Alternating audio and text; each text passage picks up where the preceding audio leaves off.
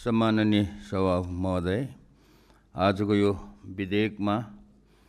विधेयकका सिद्धान्त र प्राथमिकतामा राख्नै पर्ने केही कुराहरू, धेरै कुरा राख्दिनँ, केही कुराहरू मैले भोगेको कुराहरू चाहिँ यहाँ राख्छु, किनभने यो धेरै नै महत्त्वपूर्ण छ। सर्वप्रथम त म उद्योगपति चाहिँ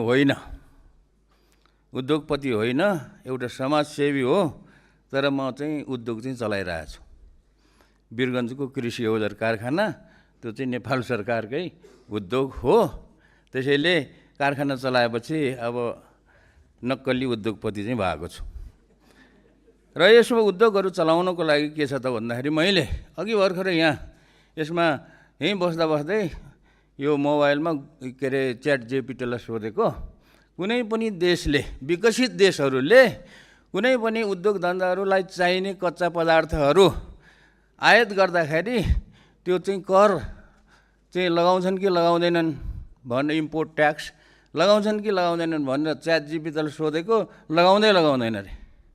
तर नेपालमा के छ त भन्दाखेरि उद्योगहरूलाई चाहिने कच्चा पदार्थमा ट्याक्स चाहिँ लाग्ने चाहिँ एकदम ठुलो ट्याक्स लाग्ने छ। म आफैले बेहोरेको हो। वीरगञ्जको कृषि औजार कारखानालाई चाहिने उद्योगहरूलाई त्यो औजारलाई कारखाना चाहिने कच्चा पदार्थमा ल्याउँदाखेरि मैले ट्याक्स तिरिराखेको छ, हामीले ट्याक्स तिरिराखेको छ। अनि ट्याक्स तिरेपछि त्यो सामान जो उत्पादन हुन्छ महँगो हुन्छ। तर उताबाट बनाउ भएका कृषिका औजारहरू ल्याउँदाखेरि चाहिँ ट्याक्स चाहिँ लाग्दैन। यो चाहिँ एकदमै नमिल्ने कुरा छ। यो चाहिँ होस् भन्ने कुराहरू म चाहिँ भन्न चाहन्छु। पहिलो कुरो चाहिँ। दोस्रो कुरो चाहिँ नेपालमा प्याटेन्ट अफिस छैन। प्याटेन्ट अफिस छ, नाम मात्रको छ, त्यो चाहिँ काम छैन। किनभने त्यसलाई चाहिँ गजै व्यवस्था गर्नुपर्ने व्यवस्था छैन। त्यसैले हाम्रो नेपाली भाइहरू, केही भाइहरू छन्, उनीहरूले चाहिँ केही कुराहरूको प्याटेन्ट गर्नु पर्यो भने चाहिँ इन्डिया पनि जान्छन् र बाहिरतिर पनि गर्छन्। र विदेशमा बस्ने हाम्रो नेपाली एनआरएनए भाइ बहिनीहरूले चाहिँ नेपालमा प्याटेन्ट अफिस भयो भने हामी पनि हाम्रो चाहिँ उनीहरूको जुन इन्टेलेक्चुअल प्रोपर्टी छ त्यो नेपालमै राख्छौँ भनेर ल्याउँछौँ, दर्ता गर्छौँ पनि भनिराखेको छन्। त्यसैले राम्रो प्याटेन्ट अफिस होस् र नेपालमा मात्रै होइन, कसैले नयाँ कुरा इन्टेलेक्चुअल प्रोपर्टी प्याटेन्ट गर्नु पर्यो भने विदेशमा जाँदाखेरि सक्दैन, यति महँगो हुन्छ। त्यो विदेशमा प्याटेन्ट गर्नुपर्छ। फेरि नेपालमा मात्रै प्याटेन्ट गरेर हुँदैन। तपाईँले इन्डियामा गएर प्याटेन्ट गर्नुपर्छ। कुन देशमा गएर चाहिँ त्यहाँ उत्पादन गरेर व्यापार गर्ने हो, त्यो हरेक देशमा प्याटेन्ट गर्नुपर्छ। त्यो नेपालीले चाहिँ उनीहरूले सक्दैन। त्यस कारणले त्यस्तो किसिमको विदेशमा गएर प्याटेन्ट गर्नको लागि चाहिँ त्यो सरकारले अनुदान दिनै पर्छ। दिएन भने त्यो उसको इन्टेलेक्चुअल प्रोपर्टी चाहिँ हराएर जान्छ। र यसरी उनीहरूले प्याटेन्ट गरेर कुनै कुराहरू चाहिँ विकास गरेर उत्पादन गरेर चाहिँ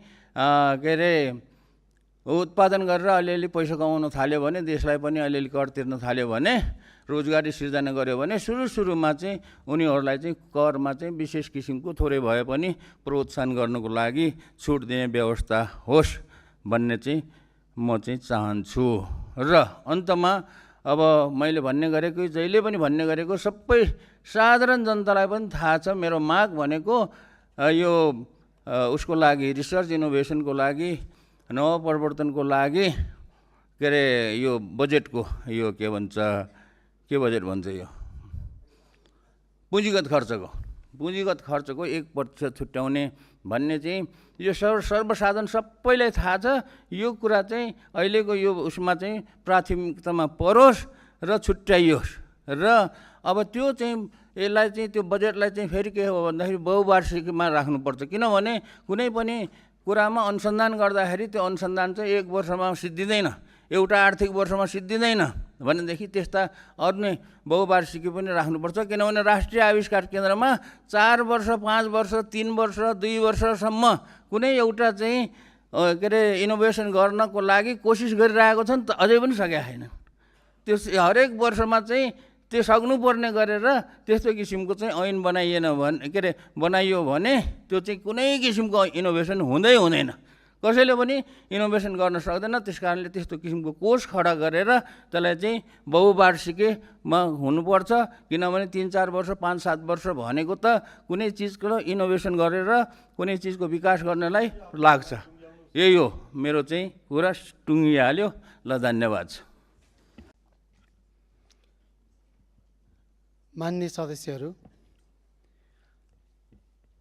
माननीय सदस्यहरूलाई सभामुखले आफ्नो नाम टिपाउनको लागि समय दिइसकेपछि सो दिएको समयभित्र लिखित रूपमा आफ्नो नाम टिपाउन अनुरोध गर्छु। त्यसै गरी माननीय सदस्यहरूले बोल्ने क्रममा पँयालो बत्ती बलिसके पछाडि 1 मिनेटमा रातो बत्ती बल्छ, त्यो पनि म यहाँलाई ध्यान आकर्षण गराउँछु। अब माननीय सदस्य यज्ञमणि नेउपानेले आफ्नो नियमापत्ति गर्नुभएको हुनाले के विषयमा नियमापत्ति गर्नुभयो त्यो कुरा राख्नुहोस्।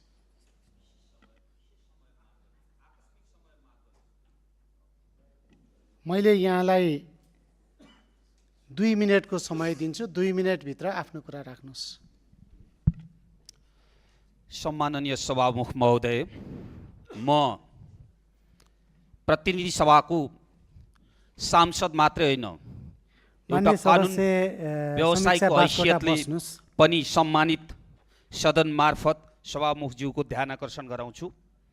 न्यायपालिका स्वतन्त्र रहन्छ र यसको गरिमा स्वतन्त्र हुन्छ, यो हामी सबैले जानेको र न्यायालयको गरिमा बुझेको हो। न्यायालयका आफ्ना विधि तौर तरिकाहरू हुन्छन् न्याय सम्पादनको क्रममा। आज कन्फ्लिक्ट अफ इन्ट्रेस्टको प्रिन्सिपल कता कता आकर्षित भएर आजको दिनमा हठातमा माननीय न्यायाधीशज्यूहरूको चेम्बरबाट कुनै आदेश हुँदैछन्। मैले यो कुन मानेमा भन्दैछु भन्दा अदालतबाट सम्पादन हुने न्यायिक प्रक्रियामा हामी प्रश्न गर्दैनौँ, तर प्रशासनिक प्रक्रिया र प्रक्रियाविहीनताको सन्दर्भमा भने न्यायपालिकाको विषय पनि चाहिँ हामीले बोल्न सक्ने परिस्थिति रहन्छ। सर्वोच्च अदालत सम्माननीय कामु प्रधान न्यायाधीश श्री सपना प्रधान मल्लज्यूको आदेश भन्ने एउटा आदेश अहिले मिडियामा छरपष्ट आएको छ।